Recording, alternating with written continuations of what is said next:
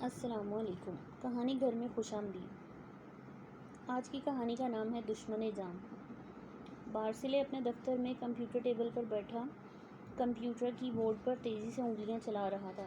اس کے باس کو ہر روز اس پر ناراض ہونے کے لیے کوئی نہ کوئی بہانہ ہاتھ آ جاتا تھا، اور آج وہ دل میں تہیہ کیے ہوئے تھا کہ باس کو ایسا کوئی بہانہ مہیا نہیں کرنا جس کی آڑ لے کر وہ بارسلے پر برسنا شروع کر دے۔ کام کرتے کرتے اچانک اس کی نگاہ اس کے کیبن میں موجود کھڑکی کی طرف اٹھی تو نظروں میں فکر مندی سی سمٹ آئی۔ گلاس ڈور ونڈو کے باہر موسم ابر آلود تھا۔ پچھلے 2 دن سے لاس ویگاس شہر کا موسم اپنے شہریوں سے آنکھ مچولی کھیل رہا تھا۔ شہر بھر پر عجیب سی دھند اور کہرے کا راج تھا۔ کبھی کبھار چند لمحوں کے لیے ہلکی دھوپ اپنی چمک دکھا جاتی، مگر پھر سے بادل چھا جاتے، اور آج صبح 10 بجے تک دھند تو چھٹ چکی تھی، مگر بادلوں کا راج بدستور قائم تھا۔ لگتا ہے تھوڑی دیر تک بارش ہو جائے گی، وہ زیر لب بڑبڑایا اور کھڑکی سے نظر ہٹا کر کام میں مصروف ہو گیا۔ اسی وقت میز پر رکھا اس کا سیل فون بجنے لگا۔ اس نے فون اٹھا کر اسکرین پر کال کرنے والے کا نمبر دیکھا تو اس کے بڑے بھائی اینڈریس کا نام جگمگا رہا تھا۔ اس کے چہرے کی بیزاری میں مزید اضافہ ہو گیا۔ اب اس کو مجھ سے کیا کام آن پڑا؟ اس نے کال ریسیو کر کے فون کان سے لگایا۔ ہیلو، ہاں بولو اینڈریس، تم مجھ سے ملنے آ سکتے ہو ابھی اور اسی وقت؟ اس کا لہجہ خوفزدہ اور التجائیہ تھا۔ میں اس وقت تمہیں ملنے کیسے آ سکتا ہوں؟ مصروف ہوں۔ بارسلے کے منہ سے کڑواہٹ گھل گئی۔ تمہارا مجھ سے ملنا بہت ضروری ہے بارسلے، میں اپنے گھر میں تمہارا انتظار کر رہا ہوں۔ میری جان کو خطرہ ہے، جلد از جلد میرے پاس آ جاؤ، میں تمہیں کچھ بتانا چاہتا ہوں۔ اینڈریس کی بات سن کر بارسلے چونک گیا۔ کون ہے وہ جس سے تمہاری جان کو خطرہ ہے؟ جلدی بتاؤ، بارسلے نے تیزی سے پوچھا۔ فون پر نہیں بتا سکتا، تم جلدی سے آ جاؤ۔ I am waiting for you, وہ کہہ کر اس نے فون بند کر دیا۔ بارسلے چند لمحوں تک موبائل کی تاریک اسکرین کو گھورتا رہا، پھر فون جیب میں رکھا اور اپنی ضروری چیزیں سمیٹنے لگا، اور ساتھ ہی باس سے چھٹی مانگنے پر جواباً جھڑکیاں اور لان تان سننے کے لیے خود کو ذہنی طور پر تیار کرنے لگا۔ اس کی توقع کے عین مطابق جب اس نے باس کو سامنے فوری چھٹی کی درخواست رکھی تو سامنے بیٹھا کرخ صورت باس تو جیسے ہتھے سے اکھڑ گیا۔ اب اچانک ایسی کیا آفتاب آن پڑی کہ تم سارا کام چھوڑ کر بھاگنے کی تیاری کرنے لگے؟ وہ خشمگین نگاہوں سے اسے گھور رہا تھا۔ میں ساری بات واپس آ کر آپ کو بتا دوں گا، پلیز ابھی میرا جانا بہت ضروری ہے، میرا بھائی میرا ویٹ کر رہا ہے، ایمرجنسی والی صورتحال پیدا ہو گئی ہے۔ اتنا کہہ کر وہ باس کے کیبن سے باہر نکل گیا۔ وہ باس کے فضول قسم کے سوال جواب میں اپنا مزید وقت ضائع نہیں کرنا چاہتا تھا۔ حالانکہ اسے اینڈریس کی کال پر 100% یقین نہیں تھا کہ وہ سچ بول رہا ہے، کیونکہ وہ پکا شرابی تھا اور جب بھی حد سے زیادہ مے نوشی کر لیتا تو اسی طرح اول فول بکنا شروع کر دیتا تھا۔ اس سے پہلے بھی وہ شراب کے نشے میں دھت ہو کر بارسلے کو اس طرح کی کالیں کر کے پریشان کر چکا تھا، اور جب بارسلے ہنگامی حالت میں اس کے گھر پہنچتا تو کھلکھلا کر ہنسنے لگتا اور شرابیوں کی طرح پورے گھر میں جھوم جھوم کر گا رہا ہوتا، مگر آج اینڈریس کے لہجے میں کچھ ایسی بات تھی جسے محسوس کر کے بارسلے سارے کام چھوڑ کر فوری طور پر ایکشن لیتے ہوئے اس کے گھر کی طرف روانہ ہو رہا تھا۔ آج اسے اینڈریس کی آواز میں کسی قسم کا نشیلا پن محسوس نہیں ہوا تھا، بلکہ اس کا لہجہ گھبراہٹ اور خوف لیے ہوئے تھا۔ اینڈریس اس سے 10 سال بڑا تھا۔ دونوں بھائیوں کی طبیعت اور مزاج میں زمین آسمان کا فرق تھا۔ اینڈریس ایک کامیاب بزنس مین تھا۔ وہ اپنے بزنس پارٹنر کارلوس کے ساتھ ایک کامیاب بزنس جمائے بیٹھا تھا، جبکہ بارسلے ایک نجی کمپنی میں اوسط درجے کی جاب کرتا تھا۔ وہ ایک خوددار اور سیلف ریسپیکٹ آدمی تھا، جتنا کماتا تھا اس میں خوش تھا، شادی جیسے جھنجھٹ سے ابھی تک دور تھا، اس لیے قلیل تنخواہ میں بھی اچھی گزر بسر ہو رہی تھی۔ اس کی طبیعت قناعت پسند اور ضرورتیں محدود تھیں، اسی لیے کبھی اپنے بزنس مین بھائی کے ساتھ اپنی کسی ضرورت کے لیے ہاتھ پھیلانے کی نوبت نہیں آئی۔ ویسے بھی دونوں بھائیوں کی آپس میں بنتی نہیں تھی، دونوں شہر کے مختلف حصوں میں رہتے تھے۔ اینڈریس 40 کے قریب پہنچ چکا تھا، مگر وہ ابھی تک غیر شادی شدہ تھا، اور اس کی شادی نہ کرنے کی سب سے بڑی وجہ اس کی آوارہ مزاجی اور عیاش فطرت تھی۔ اس کے دفتر سے اینڈریس کی رہائش گاہ آدھے گھنٹے کی ڈرائیو پر تھی۔ ابھی دفتر سے روانہ ہوئے اسے 5 منٹ ہی گزرے تھے کہ بوندا باندی شروع ہو گئی۔ اس نے ونڈ اسکرین پر وائپر چلا دیے۔ اینڈریس کا گھر شہر سے باہر مسافات میں واقع تھا۔ وہ شہر سے باہر نکلنے والی سڑک پر رواں دواں تھا۔ اب شہری آبادی پیچھے رہ گئی تھی اور مضافاتی علاقہ شروع ہو چکا تھا۔ تھوڑا آگے جا کر مرکزی شاہراہ سے ایک ذیلی سڑک دائیں طرف جاتی دکھائی دی۔ بارسلے نے اپنی گاڑی اس ذیلی سڑک پر موڑ دی۔ یہ شہر سے ہٹ کر ایک پرسکون ٹاؤن تھا جہاں مصنوعی ٹیلے اور پہاڑیاں بنا کر علاقے کی خوبصورتی میں اضافہ کیا گیا تھا۔ یہاں اکا دکا گھر دکھائی دیتے تھے جو ایک دوسرے سے کافی فاصلے پر تھے۔ یہ ذیلی سڑک بل کھاتی اور موڑ کاٹتی ہوئی اس ٹاؤن کے بیچوں بیچ سے گزرتی تھی۔ بارسلے کی گاڑی نے ایک موڑ کاٹا تو اس کے بھائی کا گھر سامنے دکھائی دینے لگا۔ گھر سے باہر سڑک پر ایک اور گاڑی بھی کھڑی تھی جس کی ہیڈ لائٹس ابھی روشن تھیں۔ گاڑی کا رخ چونکہ اس کی جانب تھا لہٰذا وہ ونڈ اسکرین پر چلتے ہوئے وائپر بھی بآسانی دیکھ سکتا تھا اور اس کا مطلب یہی نکلتا تھا کہ وہ گاڑی بھی ابھی وہاں پہنچی تھی، مگر یقیناً وہ مخالف راستے سے آئی تھی۔ اگر اس راستے سے جاتی تو بارسلے کی نگاہوں سے اوجھل نہ رہ پاتی۔ بارش کی شدت میں قدرے اضافہ ہو چکا تھا۔ بارسلے نے اپنی گاڑی اس گاڑی کے مقابل جا کھڑی کر دی اور اپنی گاڑی کی کھڑکی کا شیشہ نیچے کر کے اس گاڑی کے اندر جھانکنے لگا۔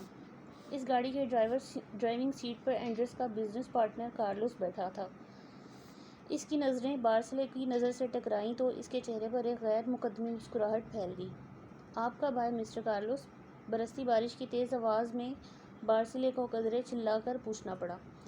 ابھی آیا ہوں، تم دیکھ تو رہے ہو ابھی میری گاڑی کا انجن بند نہیں ہوا، مسٹر کارلوس نے بھی اونچی آواز میں جواب دیا۔ دونوں نے گاڑی کے انجن سوئچ آف کیے اور باہر نکل آئے۔ برستی بارش میں وہ بھیگتے ہوئے تیزی سے مکان کے اندر داخل ہوئے اور تقریباً دوڑتے ہوئے پورچ میں پہنچے۔ پورچ میں ایڈریس کی بلیک کار کھڑی تھی جس کا مطلب یہی تھا کہ وہ گھر کے اندر موجود ہے۔ بیرونی گیٹ کھلا ہونے کی بھی یہی توجہ ہو سکتی تھی۔ دونوں نے اپنے بھیگے ہوئے کپڑوں سے پانی کے قطروں کو ہاتھ سے جھاڑا اور داخلی دروازے کی طرف بڑھے۔ پہلے بارسلے نے اس خوبصورت چوبی دروازے کو دھکیلا اور اندر داخل ہوا۔ اس کے پیچھے کارلوس تھا۔ دونوں اب سٹنگ روم میں داخل ہوئے۔ یہاں کوئی ذی نفس دکھائی نہ دیا تو بارسلے اپنے بھائی کے بیڈ روم کی طرف بڑھا۔ بیڈ روم بھی خالی تھا۔ اس کا دل تیزی سے دھڑکنے لگا۔ آخر پورا گھر کھلا چھوڑ کر اینڈریس کہاں چلا گیا؟ ان دونوں نے پورے گھر کا چپا چپا چھان مارا مگر اینڈریس کہیں نہ ملا۔ کہاں جا سکتا ہے وہ؟ بارسلے زیر لب بڑبڑایا۔ ہو سکتا ہے وہ اچانک کہیں چلا گیا ہو، کارلوس نے خیال آرائی کی، مگر اچانک بھی جاتا تو گھر کھلا چھوڑ کر کیوں جاتا؟ وہ ایسے بھی اس نے مجھے فون کر کے بلایا ہے، اسے میرا انتظار کرنا چاہیے تھا، مجھے بلا کر خود غائب ہو گیا، کمال ہے۔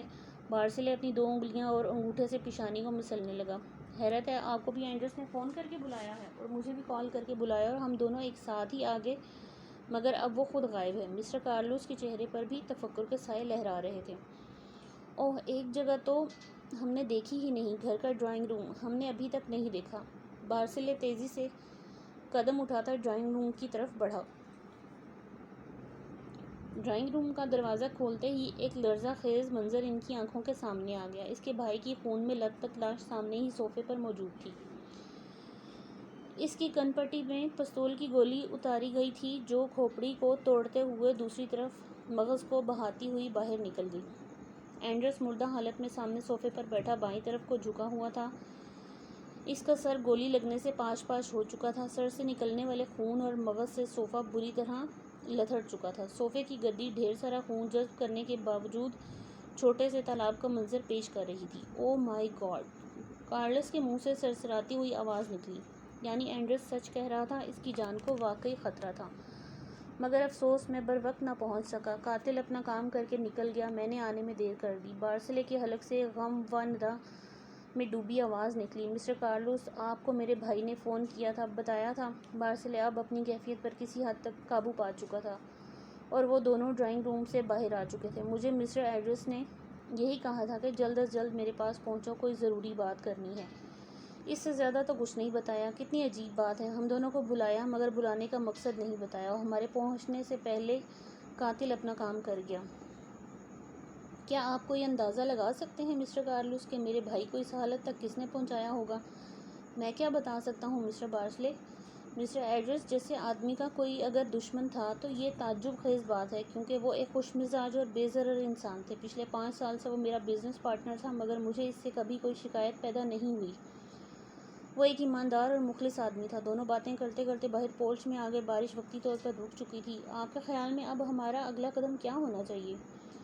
بارسلے کھوجتی ہوئی نظروں سے مسٹر کارلوس کی طرف دیکھ رہا تھا۔ وہی کرنا چاہیے جو ایک قانون پسند شہری کو کرنا چاہیے۔ میرا مطلب ہے اس واقعے کی فوری طور پر پولیس اسٹیشن میں اطلاع دینی چاہیے۔ بارسلے اپنی جیب سے سیل فون نکال کر پولیس اسٹیشن کا نمبر ملانے لگا اور 15 منٹ بعد مقامی پولیس موقع پر پہنچ گئی۔ پولیس کی فورینسک ٹیم نے ضروری کارروائی کے بعد جائے وقوع کو سیل کیا اور لاش پوسٹ مارٹم کے لیے اسپتال روانہ کر دی۔ آپ دونوں کو اپنے بیانات ریکارڈ کروانے ہوں گے، پولیس اسٹیشن چلنا ہوگا۔ انسپکٹر ڈیرن ان دونوں سے مخاطب تھا۔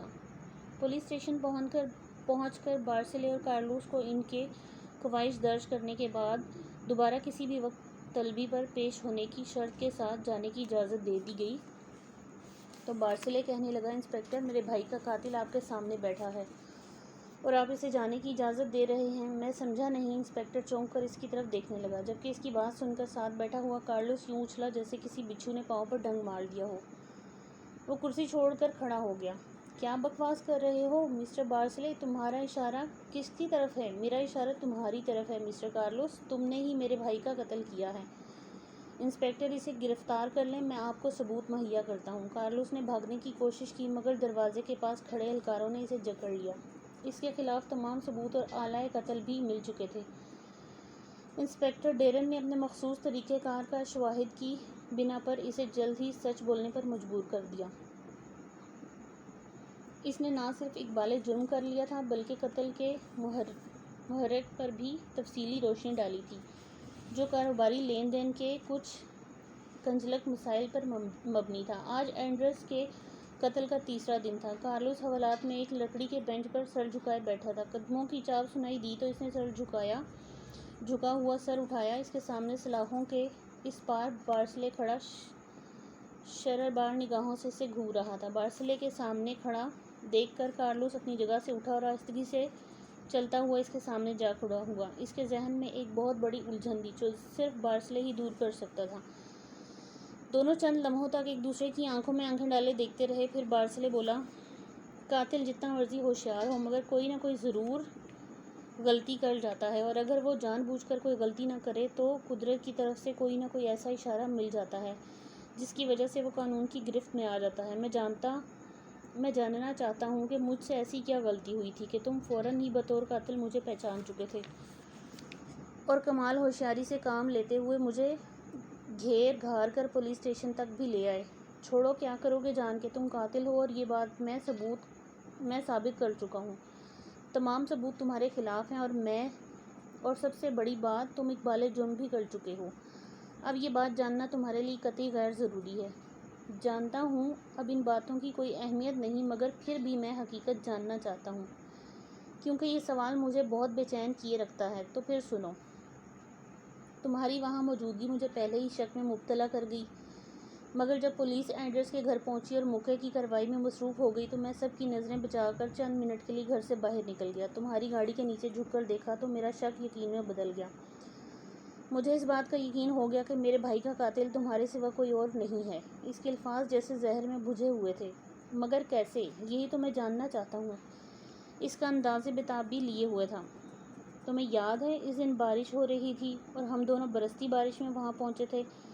یہ بات ذہن میں رکھی جائے تو ہماری گاڑی کے نیچے والی جگہ گیلی ہونی چاہیے تھی، جبکہ اس کے برعکس تمہاری گاڑی کے نیچے زمین بالکل خشک تھی۔ یعنی تم بارش ہونے سے پہلے وہاں پہنچے تھے اور غالباً اینڈرز کو قتل کرنے کے بعد واپس جانے کی تیاری کر رہے تھے جب میں نے تمہیں چھاپ لیا۔ تمہاری ذہانت کو داد دینا پڑے گی کہ مجھے اچانک اپنے سامنے دیکھ کر بھی تم نروس نہ ہوئے، بلکہ اپنی اندرونی کیفیت پر کمال خوبصورتی سے قابو پاتے ہوئے بعد میں ہونے والی میری ہر کارروائی میں شامل رہے۔ ویل ڈن مسٹر کارلوس، مگر قسمت سے کون جیت سکتا ہے؟ مجھے خوشی ہے کہ میں نے اپنے بھائی کے قاتل کو کیفر کردار تک پہنچا دیا۔ مجھے آنے میں اور اسے بچانے میں بے شک دیر ہوئی، مگر اس کے قاتل کو پکڑنے میں دیر بالکل نہیں ہوئی۔ یہ کہہ کر بارسلے تیز قدم اٹھاتا ہوا پولیس اسٹیشن سے باہر نکل گیا اور کارلوس وحشت زدہ نظروں سے اسے جاتا ہوا دیکھتا رہا۔